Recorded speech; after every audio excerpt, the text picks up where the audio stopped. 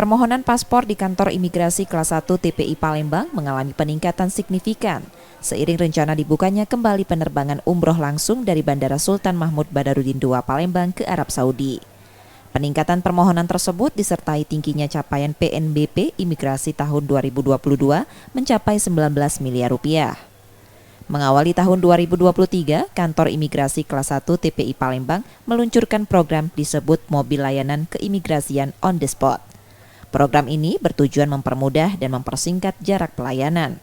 Saat ini kantor imigrasi hanya terdapat di Kota Palembang dan Muara Enim. Sementara kantor imigrasi Palembang melayani 4 kabupaten dan 2 kota. Mobil layanan keimigrasian akan beroperasi mobile dan menyediakan kuota 40 permohonan dalam satu kali jalan.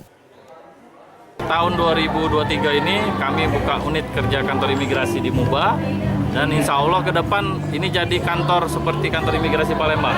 Jadi bisa lebih mendekatkan ke layanan ke masyarakat dan juga penegakan hukum. Karena dari Muba, dari Linggau nanti bisa dekat, dari Pali bisa dekat. Jadi nggak perlu jauh-jauh ke Palembang. Nah, dari rekan-rekan tahu sendiri 5 jam ke Sekayu.